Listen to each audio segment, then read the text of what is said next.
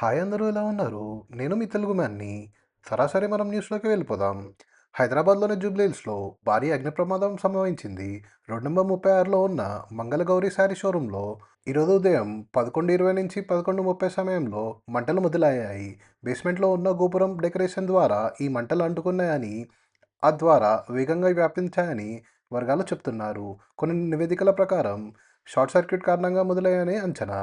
భవనం multistorey building అవడంతో మంటలు ఎగిసిపడి భారీ పొగ మేఘాలను ఆకాశాన్ని కంపేశాయి.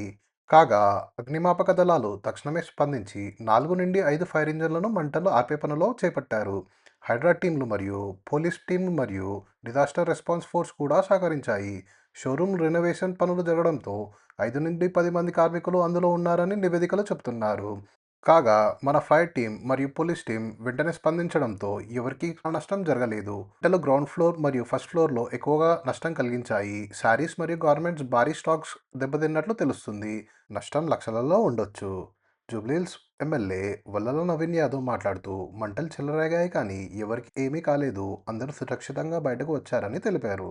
ఇప్పుడు మనం నెక్స్ట్ న్యూస్లోకి వెళ్ళిపోదాం. చాలా బాధాకరమైన న్యూస్ ఇది. హైదరాబాద్లోని బోరంపేట్లో 2 నెలల శిశువుని తన తల్లే మంటల్లో వేసి చంపేసింది. శిశువు పేరు సూర్య, అతని తల్లి మమత 21 ఏళ్ళు, తండ్రి రాజేంద్ర 21 ఏళ్ళు. ఇద్దరు మధ్యప్రదేశ్ వాసులుగా తెలుస్తున్నది. నెల రోజుల క్రితమే హైదరాబాద్కు వలస వచ్చారు. అయితే దుండిగల్ పోలీస్ స్టేషన్ పరిధిలో బోరంపేటలో అప్పుడే నిర్మిస్తున్న ఒక అపార్ట్మెంట్లో వీరు అక్కడే పనిచేస్తున్నారు. అయితే కొన్ని రోజులుగా అదే పదిగా పసికందు ఏడుస్తుండడంతో తల్లి తీవ్ర మనస్తాపానికి గురైనది. మంగళవారం ఉదయం ఇంట్లో ఎవరు లేని సమయంలో బిడ్డ చేతులు, కాళ్లను తాళ్లతో కట్టేసి, నోటిలో గుడ్డను కుక్కేసి ఏడుపు బయటకు రాకుండా చేసింది. ఆ తర్వాత మండుతున్న కట్టెల పొయ్యిలో బిడ్డను విసిరేసింది. బాలుడిని సజీవ దహనం చేసేసింది. కాగా తండ్రి రాజేంద్ర ఉదయం 11 గంటల సమయంలో పని నుంచి ఇంటికి వచ్చాడు. బిడ్డ పొయ్యిలో కాలుతుండడం చూసి షాక్ అయ్యాడు. బయటకి తీసుకెళ్లినప్పటికీ అప్పటికే మృతి చెందాడు. తల్లిని నిలదీయగా బిడ్డ ఏడుపు భరించలేక చంపేశానని ఒప్పుకుంది.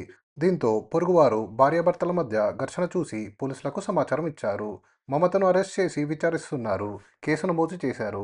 మానసిక స్థితి మరియు ఇతర కారణాలు ఉన్నాయేమోనని పోలీసులు దర్యాప్తు చేస్తున్నారు. శిశువుని ఆసుపత్రికి తరలించారు పోస్ట్మార్టం కోసం. సరే మరి మనం నెక్స్ట్ న్యూస్లోకి వెళ్ళిపోదాం. హైదరాబాద్లోని అంబర్పేటలో మరో విషాదం నెలకొంది. హోటల్ యజమాని మరియు ఆయన భార్య మరియు ఆయన కుమారుడు ముగ్గురు మృతి చెందారు. వివరాల్లోకి వెళ్తే అంబార్పేటలోని బాపునగర్లో వారి నివాసంలోనే వారు ఉండటంతో పొరుగువారికి అనుమానం వచ్చి పోలీసులకు సమాచారం ఇచ్చారు. భార్య మాధవిని దిండుతో ఊపిరి అడ్డుకొని చంపినట్లు అనుమానం. తండ్రి కుమారుడు ఇద్దరు ఉరి వేసుకున్నారు. అయితే కొడుకైన శశాంక్ ముందుగా మణికట్టు కోసుకొని రక్తస్రావం బలహీనపడ్డాక ఆ తర్వాత ఉరి వేసుకున్నట్టు పోలీసులు అనుమానం వ్యక్తం చేస్తున్నారు. కాగా పోలీసులు వారి మృతదేహాలను పోస్ట్మార్టం నివేదిక కోసం పంపారు.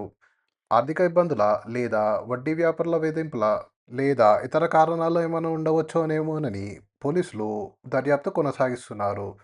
కానీ కొందరు కుటుంబ సభ్యులు మాత్రం వారికి పెద్దగా ఆర్థిక సమస్యలు ఏమీ లేవని చెప్తున్నారు.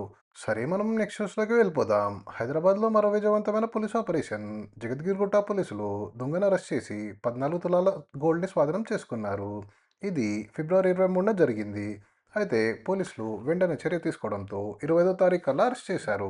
విషయాల్లోకి వెళ్తే ఫిబ్రవరి 23న బాధితురాలు ఇంటి బయటకు వెళ్ళనున్న సమయంలో ఇంటి తాళాలని బయట ప్రాంతంలోనే దాచి వెళ్లారు. అయితే దీనిని అదునుగా చూసిన దొంగ ఇంటి లోపలికి ప్రవేశించాడు. కాగా అల్మారాలో ఉన్న 14 తులాల బంగారాన్ని దోచుకున్నాడు. దీంతో వెంటనే పోలీసులు చర్యలు తీసుకొని దర్యాప్తు చేపట్టగా నిందితుడిని గుర్తించి అరెస్ట్ చేశారు. విచారణలో శంకర్ అనే దొంగ నేరాన్ని ఒప్పుకున్నాడు. అతని దగ్గర మొత్తం 14 తులాల స్వర్ణాన్ని పోలీసులు స్వాధీనం చేసుకున్నారు. దీంతో నిందితుడిని కోర్టుకి తరలించారు. జ్యుడిషియల్ రిమాండ్కు పంపారు. కేసు దర్యాప్తు కొనసాగిస్తున్నారు. సరే మనం నెక్స్ట్ న్యూస్లోకి వెళ్ళిపోదాం. జూబ్లీహిల్స్లో 12 ఏళ్ల బాలుడు సూసైడ్ చేసుకున్నాడు. ఇది ఫిబ్రవరి 26న జరిగింది. కాగా డీటెయిల్స్లోకి వెళ్తే బాలుడు 5వ క్లాస్ స్టూడెంట్. జూబ్లీహిల్స్లో ఓ ప్రైవేట్ స్కూల్లో చదువుతున్నాడు. అయితే గత కొన్ని రోజులుగా స్మార్ట్ ఫోన్లో వీడియో గేమ్స్ ఆడటం, చూడటం అలవాటు చేసుకున్నాడు. కాగా తండ్రి ఎన్నిసార్లు మందలించినా ఆపమని చెప్పినా బాలుడు వినలేదు. గురువారం కుటుంబ సభ్యులంతా బంధువుల అంత్యక్రియలకు వెళ్ళిన సమయంలో బాలుడు ఒంటరిగా ఉన్నాడు. అప్పుడు తీవ్ర మానసిక ఒత్తిడికి గురయ్యి ఉరి వేసుకొని సూసైడ్ చేసుకున్నాడు. కాగా జూబ్లీహిల్స్ పోలీసులు తండ్రి ఫిర్యాదు మేరకు కేసు నమోదు చేశారు. దర్యాప్తు కొనసాగిస్తున్నారు. Video games addiction, mental health కోణాల్లో చూస్తున్నారు. అయితే బాలుడిని పోస్ట్మార్టం కోసం తరలించారు. ఈ ఘటన హైదరాబాద్లో భారీ సంచలనం రేపింది. చిన్నపిల్లల్లో smart phone, gaming addiction, parenting, మానసిక ఆరోగ్యం గురించి చర్చలు జరుగుతున్నాయి. అయితే పిల్లలను స్క్రీన్ టైం నుంచి దూరం చేయాలని, ఓపెన్ టాక్ చేయాలని సలహాలు సూచిస్తున్నారు. అయితే మన నెక్స్ట్ న్యూస్, మన ప్రధానమంత్రి నరేంద్ర మోడీ గారు ఇజ్రాయెల్‌లో ఉన్న సంగతి తెలిసిందే. అయితే కాగా ఇన్‌స్టాగ్రామ్‌లో ఈరోజే 100 మిలియన్ల ఫాలోవర్లని అందుకున్నారు. చలో మరి మనం నెక్స్ట్ న్యూస్‌లోకి వెళ్తే క్రికెటింగ్ న్యూస్. వెస్టిండీస్‌తో జరిగిన సూపర్ 8 పోరులో సౌత్ ఆఫ్రికా ఘన విజయం సాధించింది. వెస్టిండీస్ నిర్దేశించిన 177 పరుగుల లక్ష్యాన్ని ఒకటే వికెట్ కోల్పోయి 16.1 ఓవర్‌లోనే ఛేదించింది. దీంతో విండీస్ ఓటమితో ఇండియా సెమీస్ అవకాశాలు మరింత పెరిగాయి. జింబాబ్వే వెస్టిండీస్‌పై మన టీం గెలిస్తే చాలు. కాగా ఇప్పుడు జరుగుతున్న ఇండియా జింబాబ్వే మ్యాచ్‌లో జింబాబ్వే టాస్ గెలిచి ఫీల్డింగ్ తీసుకుంది.